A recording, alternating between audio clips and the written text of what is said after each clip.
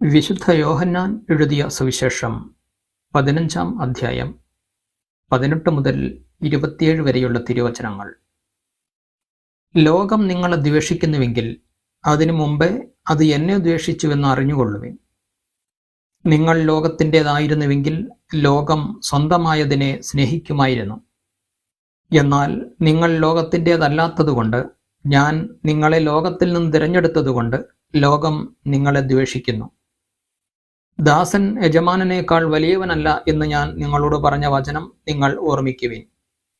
അവർ എന്നെ പീഡിപ്പിച്ചുവെങ്കിൽ നിങ്ങളെയും പീഡിപ്പിക്കും. അവർ എൻ്റെ വചനം പാലിച്ചുവെങ്കിൽ നിങ്ങളുടേതും പാലിക്കും.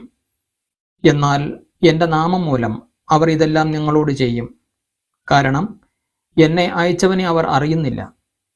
ഞാൻ വന്ന് അവരോട് സംസാരിച്ചിരുന്നില്ലെങ്കിൽ അവർക്ക് പാപം ഉണ്ടാകുമായിരുന്നില്ല. എന്നാൽ ഇപ്പോൾ അവരുടെ പാപത്തെക്കുറിച്ച് അവർക്ക് ഒഴികഴിവില്ല.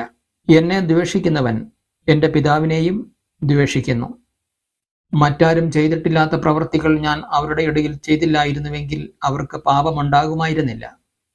എന്നാൽ ഇപ്പോൾ അവർ എന്നെയും എൻ്റെ പിതാവിനെയും കാണുകയും ദ്വേഷിക്കുകയും ചെയ്തിരിക്കുന്നു. അവർ കാരണം കൂടാതെ എന്നെ വെറുത്തു എന്ന് അവരുടെ നിയമത്തിൽ എഴുതപ്പെട്ടിരിക്കുന്ന വചനം പൂർത്തിയാകാനാണ് ഇത് സംഭവിച്ചത്. ഞാൻ പിതാവിൻ്റെ അടുത്തു നിന്ന് അയക്കുന്ന സഹായകൻ, പിതാവിൽ നിന്ന് പുറപ്പെടുന്ന സത്യാത്മാവ് വരുമ്പോൾ അവൻ എന്നെക്കുറിച്ച് സാക്ഷ്യം നൽകും. ആരംഭം മുതൽ എന്നോടുകൂടെയുള്ളവരായതുകൊണ്ട് നിങ്ങളും സാക്ഷ്യം നൽകും. നമ്മുടെ കർത്താവായ മിശിഹായിക്ക് സ്തുതി.